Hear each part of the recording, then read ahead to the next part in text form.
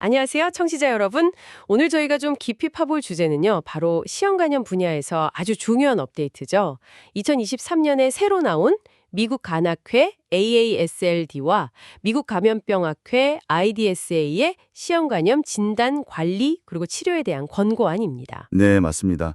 이게 최신 연구 결과들을 쫙 모아서 임상 현장에 계신 분들께 가장 정확하고 편견 없는 정보를 드리려고 정기적으로 업데이트되는 그런 지침서입니다. 그렇죠. 단순히 정보만 나열하는 게 아니라 이 병마들이 실제 환자 치료나 뭐랄까 시연 간염 퇴치라는 좀 더 큰 그림이 어떤 의미가 있는지 그걸 좀 깊게 들여다보겠습니다. 네, 맞습니다. 저희 목표도 바로 그건데요. 이 방대한 내용 속에서 핵심적인 변화랑 통찰을 딱 뽑아서 여러분이 쉽게 이해하실 수 있도록 돕는 겁니다. 특히 그 WHO 목표 있잖아요. 2030년 시형 간염 퇴치. 아, 네네. 이거랑 이번 지침이 어떻게 연결되는지 보는 것도 중요하겠죠. 자, 그럼 본격적으로 한번 파헤쳐볼까요? 네, 좋습니다. 첫 번째로 눈에 띄는 건 역시나 보편적 검사를 계속, 아니, 더 강하게 강조한다는 점이에요. 만 18세 이상 모든 성인하고 또 임신부, 매 임신마다 검사를 받으라 이런 권고인데요. 이게 사실 전부터 나왔던 얘기인데 왜 계속 이렇게 중요하게 다루는 걸까요? 네, 그게 여러 이유가 있습니다. 우선 검사를 확대하는 게 비용 면에서도 효과적이라는 근거가 계속 쌓이고 있고요. 아, 비용 효과성. 네, 그리고 무엇보다도 이 숨어있는 감염자를 찾아내는 데는 이게 가장 확실한 방법이거든요.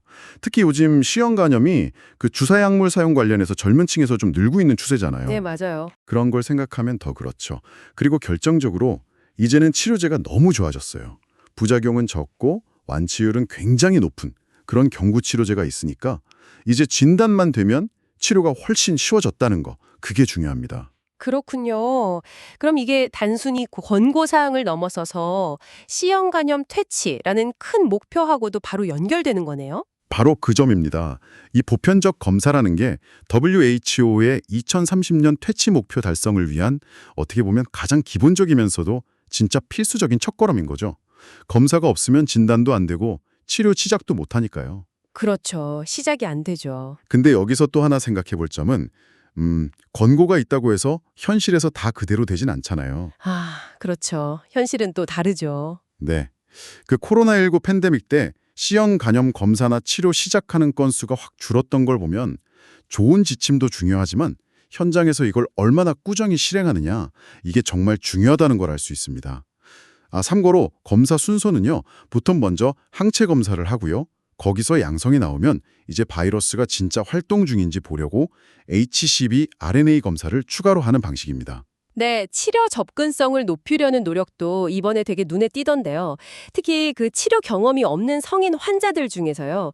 간경변증이 없거나 있더라도 상태가 괜찮은 그 대상성 간경변증 단계 환자들, 이분들을 위한 간소화된 치료 지침, 이게 나왔다는 게 좀 흥미로웠어요. 이게 그러니까 어떤 의미죠?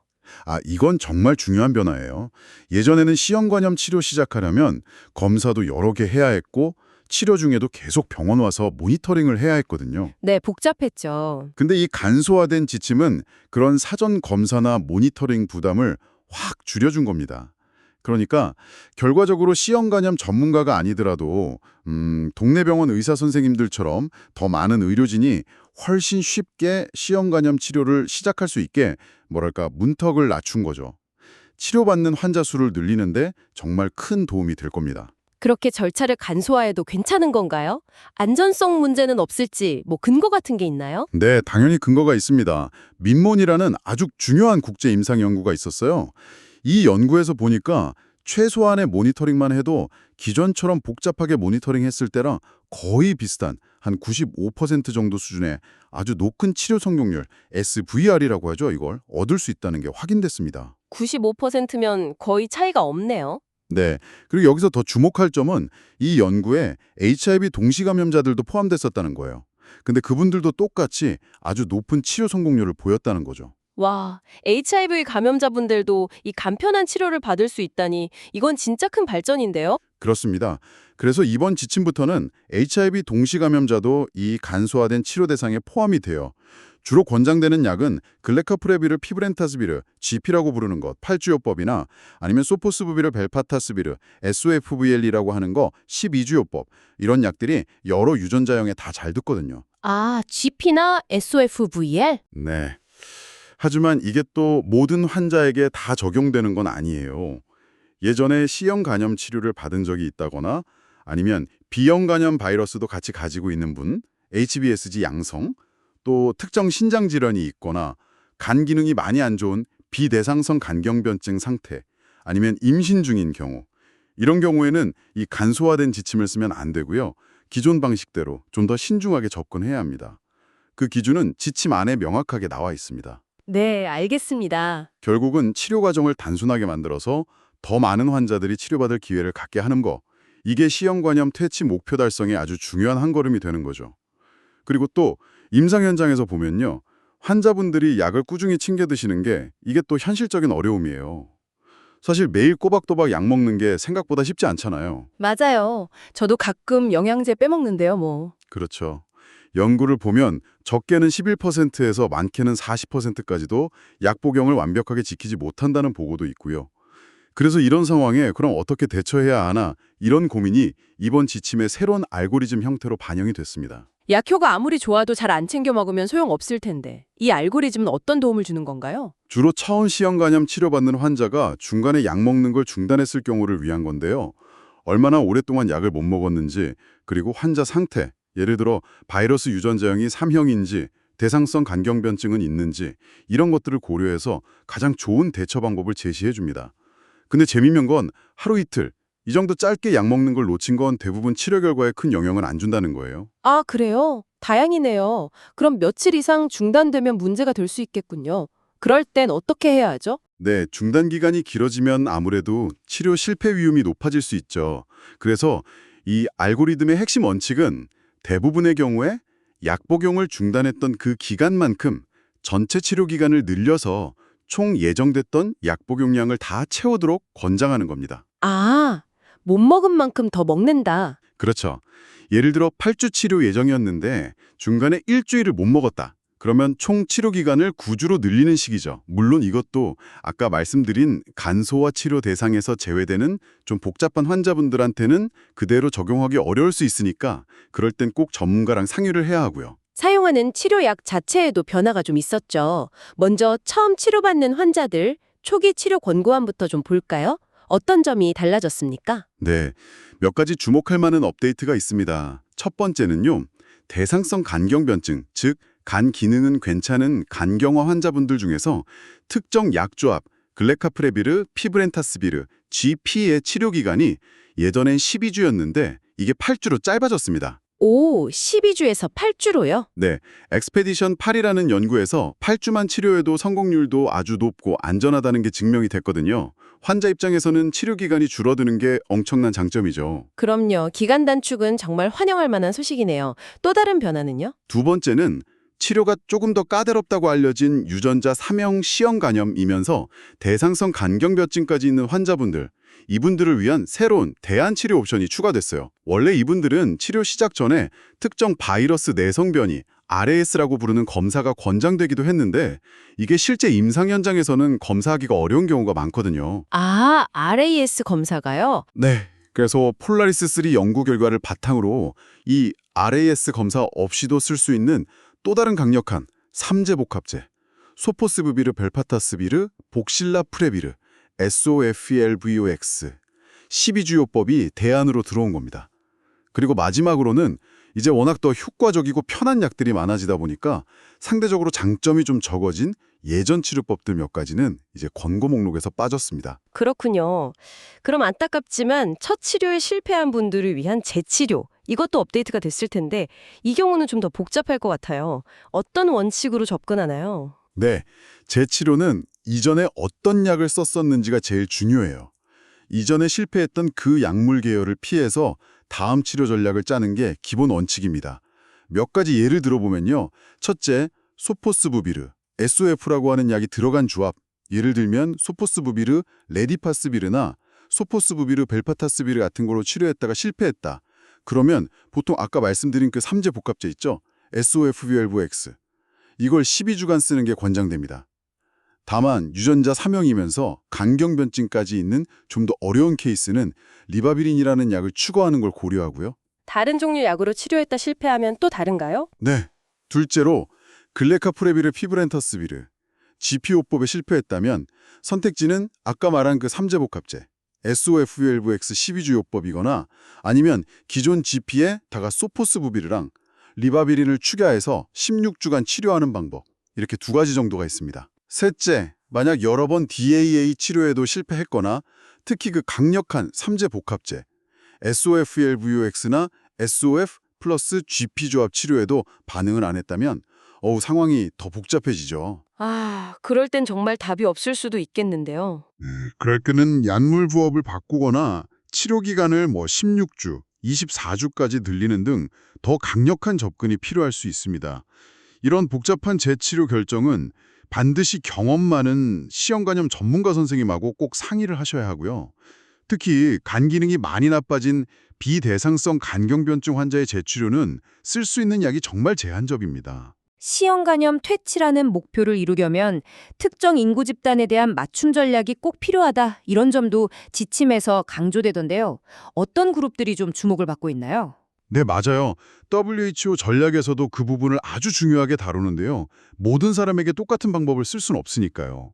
각 그룹의 좀 특수한 상황을 고려한 권고안들이 나왔죠. 몇몇 핵심 그룹들을 좀 살펴보면요. 우선 HIV 동시감염자.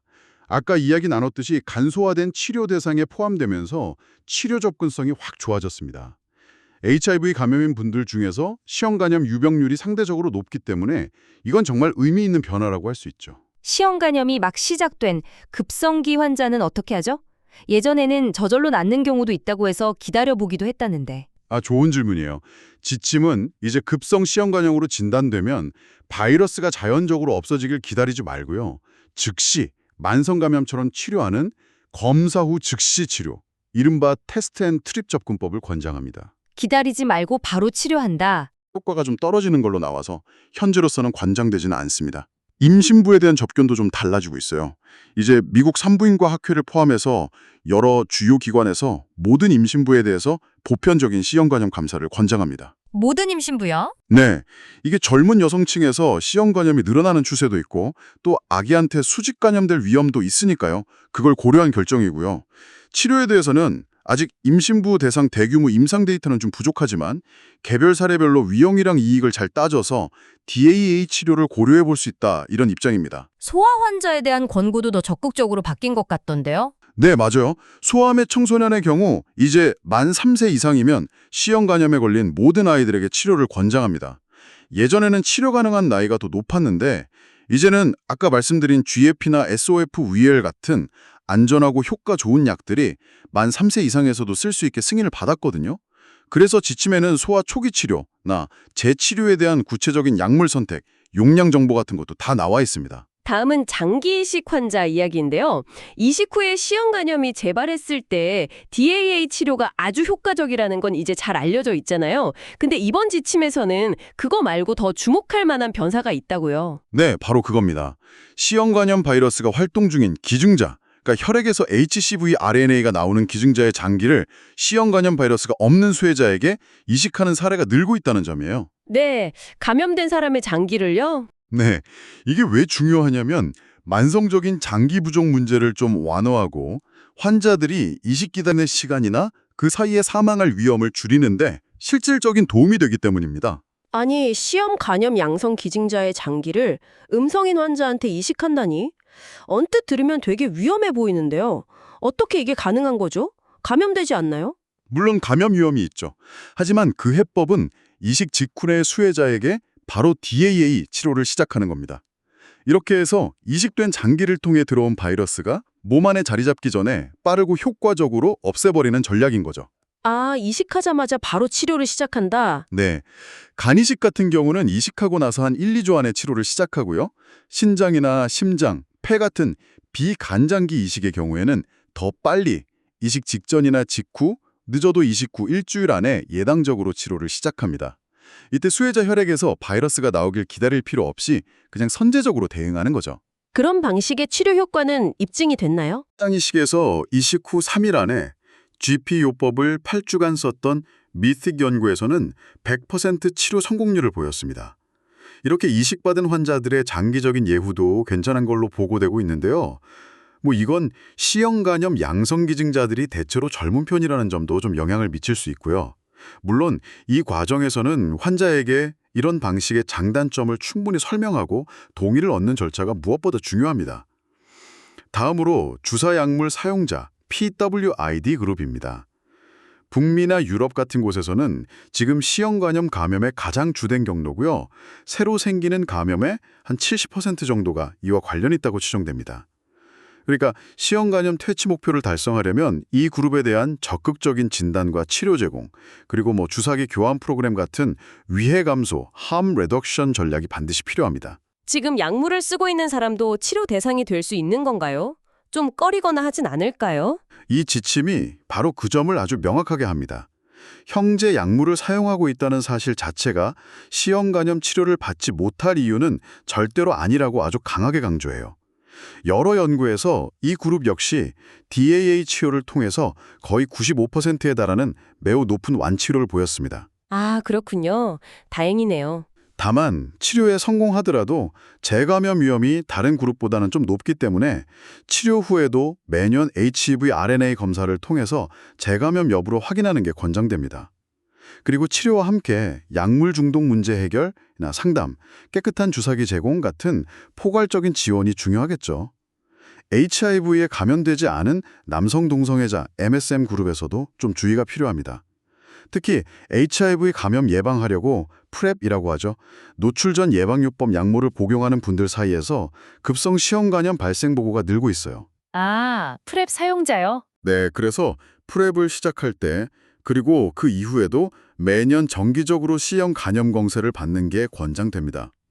그리고 안전하지 않은 성접촉을 통해서도 전파될 수 있다는 점과 예방 방법에 대한 교육도 중요하고요. 마지막으로 교정시설, 그러니까 교도소나 구치소 수감자들에 대한 내용이군요. 네, 수감자 그룹은 일반 인구에 비해서 C형 간염 유병률이 훨씬 높습니다. 미국 같은 경우는 적게는 3%에서 많게는 35%까지 된다고 보고될 정도니까요. 와, 35%면 엄청나네요. 네, 따라서 교정시설 안에서 선택 거부 방식, 그러니까 본인이 명확히 거부하지 않는 한 모든 수감자에게 검사를 제공하는 정책, 이게 아주 중요하고 비용 효과적이라고 지침은 강조합니다. 수감 기간이 충분하면 시설 안에서 치료를 끝내도록 하고 그게 어렵다면 출소 후에 지역사회 의료기관이랑 연계해서 치료를 계속 받을 수 있도록 시스템을 만들어야 하고요. 약물 사용 문제나 정신건강 문제에 대한 지원, 그리고 위해 감소 전략도 같이 가야 할 부분입니다. 오늘 살펴본 내용들 정말 많은 변화와 중요한 지침들이 있었네요.